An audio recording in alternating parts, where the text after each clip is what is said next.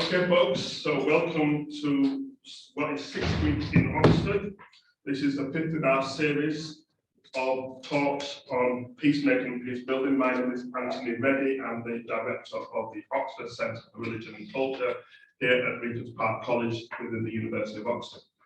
Our speaker today is Ivan Hutnik, who is an activist. And so what was important when we put together this series, myself and Dr. Peter Petkoff, who is to my right, who you will see possibly a little bit later on screen, was to try and get a mixture of perspectives and views around the nature of peacemaking and peace building. And it's extremely important that not just have theoretical approaches, but also have people who have actually dedicated their life to the actual practice of peacemaking. And so, Ivan, we are in your hands, and please share your thoughts with us. Thank you, Anthony. So, welcome everyone. I've been invited to talk to you by Anthony and Peter, a kind invitation for which I am most grateful.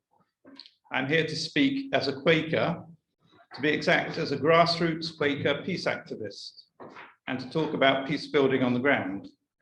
So I hope I'm not here under false pretenses. I did wonder, as I ambled up from the station, what you might expect of me.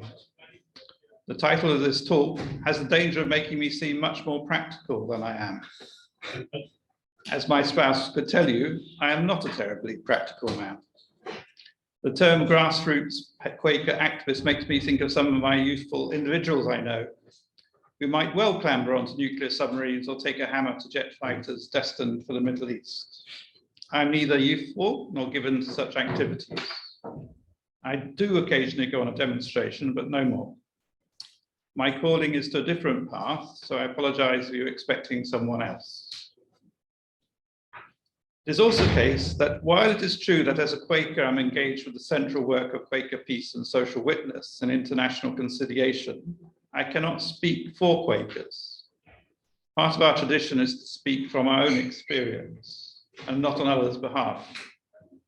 I hope you will bear with me in this. And this leads me to a further problem, that of talking with authority about peace building. While it's true that as a church, Quakers' orientation is towards non-violence and prevention of war, many others are also involved in such actions. And only a minority of those so involved are Quakers. It is all too easy to over-egg our role. We are a tiny group. With these caveats in mind, I shall speak largely from my own experience about peacemaking. My own work, as I've already said, is in conflict transformation. This includes work that is variously interpersonal, group-oriented, community-based, and international. The work I do in conflict resolution with small groups is largely through Restoring Relations, a Quaker recognized body that I helped found.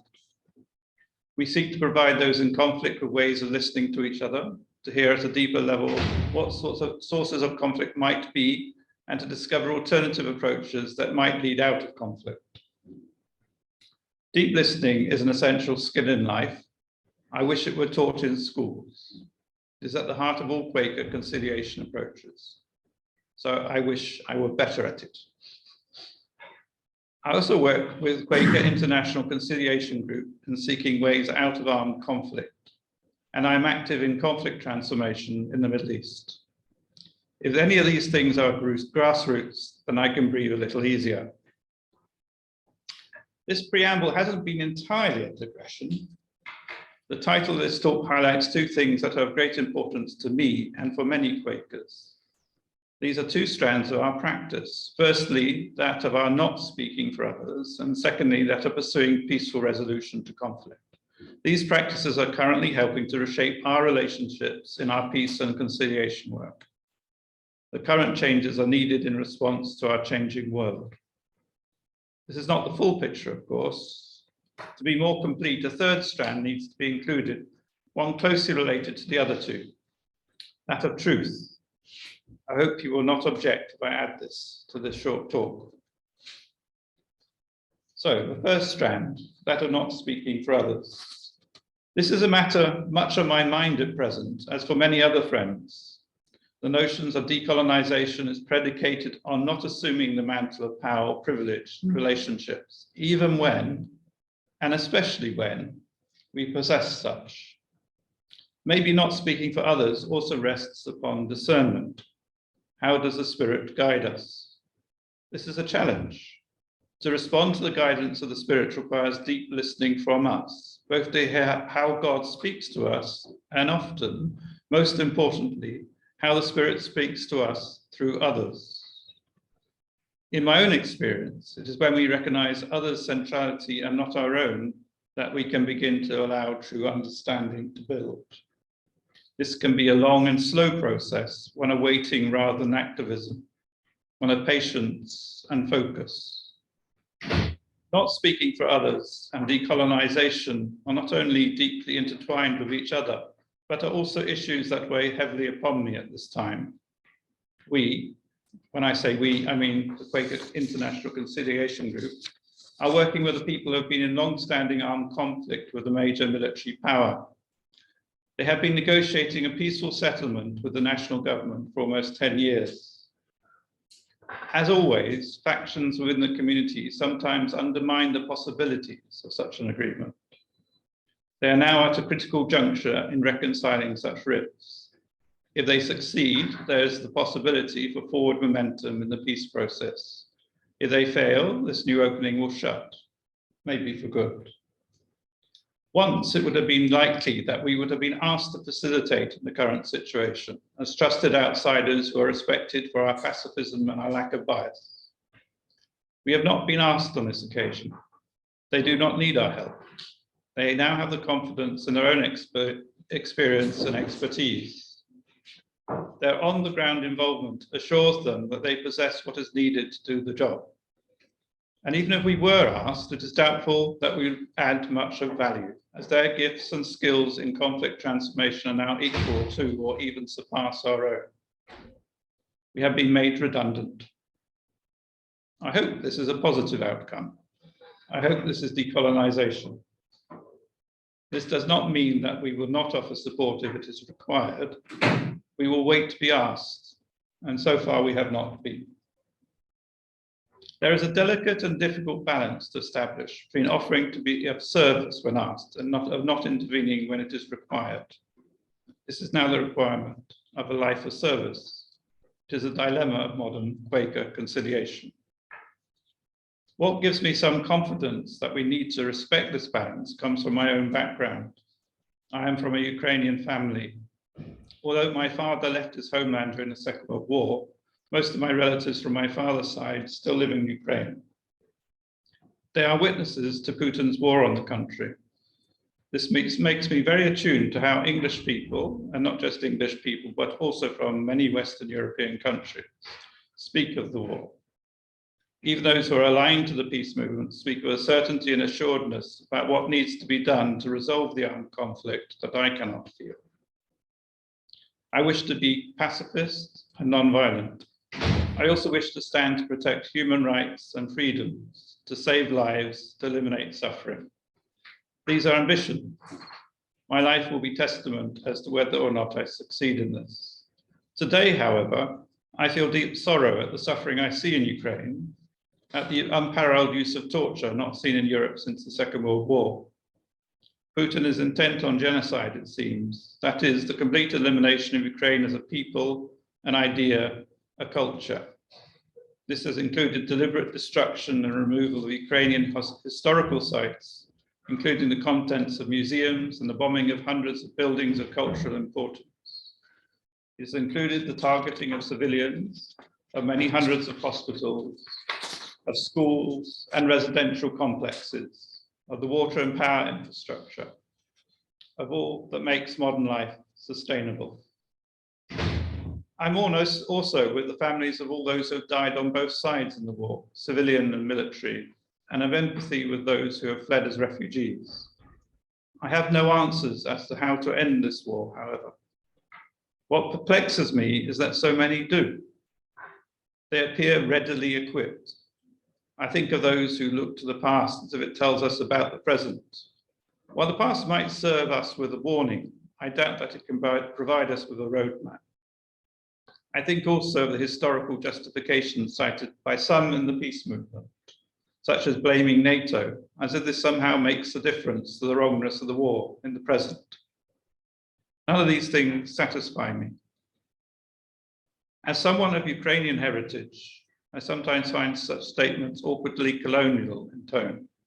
It is clear that many people struggle to decolonize their ways of thinking about the world.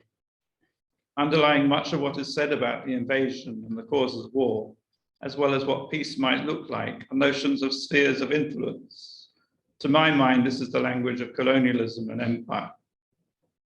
By using it, we become in danger of condoning this way of thinking. Self-determination, greater democracy, and human rights are challenges and alternatives to such ways of thinking, as is Black Lives Matter. To return to the people with whom we work, those involved in long-standing armed conflict. For several years now, they have been in ceasefire. The terms of a peace agreement are being drawn up by all the parties involved in the conflict. I celebrate the fact they are a party to determining their own future. They are in charge of what is important in making peace. And if they make the right choices, then there can be peace. I am pleased to say that they have more than demonstrated what freedom and peace mean. I have learned much from them in this. What they have achieved is truly marvelous. I hope one day the same can be said of Ukraine too. So this brings me to the second strand, pursuing peaceful resolution to conflict. In the title of this talk, I was presented as a grassroots activist concerned with peace building on the ground. I am unsure whether this moniker of grassroots activist fits or not, but I am sure that rootedness is at the heart of Quaker tradition of conflict transformation. I firmly believe that we can only transfer and form that of which we are a part. Transformation requires commitment. We need to be grounded and rooted in the lives of the people we wish to help in finding their own peaceful solutions. So this reminds me of a familiar story of Jesus recounted in Mark 4. Listen, a farmer went out to sow his seed. As he was scattering the seed, some fell upon the path, and the birds came and ate it. Excuse me. Some fell on rocky places where it did not have much soil. It sprang up quickly because the soil was shallow. But when the sun came up, the plants were scorched and they withered because they had no root. Other seed fell among thorns, which grew up and choked the plants so that they did not bear grain. Still other seed fell on good soil. It came up, grew and produced a crop, some multiplying 30, some 60, some 100 times. We need good soil for peacemaking to thrive. But that soil might not be of our own choosing. This is true of time as well as place. My belief is that the Spirit needs to guide us. The Spirit will lead us to the right place when the time is right. This is necessary because there is often a right time for a right action. Unless we are as wise as Solomon, knowing when and where we are needed requires leading. In Quaker speak, we call this waiting for the way to open, sometimes without a definite article. Again, Mark 4 provides a good guide. Sow the seed, then leave the rest to nature or God, depending on your worldview. Quakers sometimes provide tools and techniques and train people in their use in how to fish. This can lead to the most amazing outcomes. I think of the programs of Turning the Tide and Alternatives to Violence, which have both been put to good use by African Quakers, particularly those in Kenya and Uganda, as well as those in Rwanda and the Democratic Republic of Congo. These African Quakers have achieved the most amazing results in political and social interventions through the use of these non-violent conflict resolution approaches. They have adapted our Western design methods to their own circumstances, changing them so that they work in the way they need them to. They are now the experts. Will British Quakers turn to them for knowledge on how to improve our own approaches in conflict transformation? Sadly, I doubt that we will. Despite all our good words, we are all too human and struggle with our colonial heritage. But wouldn't it be wonderful if we did? In one sense, whether we do or not doesn't matter. African Quakers now make up the majority of Quakers in the world, and East Africans the majority of them. It is my personal hope that it will be they who in the future will will light the way into peacemaking in the world. So the third strand, truth seeking. Bear with me for another reading, this time from 3 John. The elder, to my dear friend Gaius, whom I love in the truth. Dear friend, I pray that you may enjoy good health and that all may go well with you, even as your soul is getting along well. It gave me great joy when some believers came and testified about your faithfulness to the truth, telling how you continue to walk in it. I have no greater joy than to hear that my children are walking in the truth. Being true to truth is not only central to Quaker integrity, but to our religious identity. What we mean by truth defines both political and military outcomes, as we have seen in the rise of the alt-right in America and the use of troll factories in Russia. In one sense, such struggles are nothing new. The struggle for truth during and after the time of the civil wars was a major feature of these times. I hesitate to call them a single war because they were, of course, 3 of them, or to call them English for that matter, because they had a far more devastating effect on the Irish, who lost an estimated 42% of their population, compared to the loss of 3.7% of the English. The wars also involved both the Scots and the Welsh, not to speak of the French. The English Civil War might be more correctly called the civil wars in 4 countries, which is an illustration of the problem of truth. During the period of the civil wars, the control of the crown over printing broke down. For the first time in history, it became possible for an individual to disseminate their own views about what truth is. This sudden newfound freedom created chaos, as one might expect, the exuberance of the adolescent without the tempering of experience. I think in particular of the ranters, who recognize no limits but the personal and little theology, but that of total freedom from restraint. Anything goes might well have been a ranter motto. But just as it's often the case that it is the youth of our country who contribute the most energy and creativity to our society, so amongst the 17th century chaos, new shoots of great value sprouted, giving rise to much radical new insight. To take just 2 areas, first it gave rise to the roots of today's democracy. Secondly, much nonconformist theology can be traced back to the fertile ground of the conflict. This is also the soil from which Quakers sprang. Though first heard on Pentle Hill in Lancashire in 1652, 1 year after the end of the Third Civil War, their roots are in the wars themselves. So from the beginning of Quakerism, there's been an engagement with both war and truth. They are interrelated. Untruth, lives, both deliberate and accidental, undermine peace and create fertile soil for violent conflict. We see this in the storming of the Capitol building in Washington. We see it in the bombing of the Manston Immigration Center in Kent. We also see it in the war on Ukraine, where Russia's disinformation has been remarkably effective in shaping the discussion about the reasons for the war. Sustaining truth is part of our testimony to peace. In today's world of the internet and social media, truth and peace are much more closely interrelated than ever before. Untruths can set the world aflame, multiplied 1 million times by trolls and bots in the employ of malignant forces.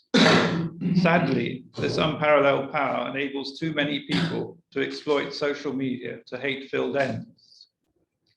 Sometimes, maybe even often, these are the same people who carry the guns and throw the bombs. Evil has a new guise, even if its habits make it readily recognizable. Our very freedom might be what is at stake in this titanic struggle. The lies that underpin the assault on democracy, sometimes a very physical and violent assault, but more often the insidious drip, drip, drip of half-truths, misconceptions, distortions, and conspiracy theories are helping remove, brick by brick, the institutions, processes, and rights that underpinned our post-World War II world. Those who make this assault share two things in common. They are wedded to authoritarian principles and the use of violent force. Some concluding remarks. Peace and truth are intertwined as never before. But what is the answer to this challenge? What is the answer to the challenge with which this presents us? This we must discover together.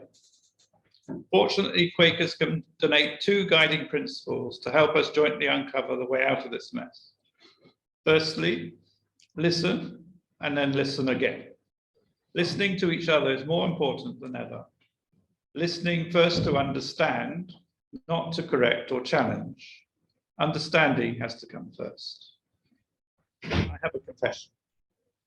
Being part of English imperial stock makes me, like many others, all too ready to express my opinion as representing the views of others, even before they have a chance to speak their own mind. Let us therefore listen before speaking for others or attempting to find solutions. Secondly, for me, Jesus' death is the ultimate pacifist statement. He could have resisted by using violence, but he did not. He told his followers to put away their swords when they attempted to defend him from the soldiers who had come to arrest him. As followers of Christ, I hope this will temper our own judgment as regards war.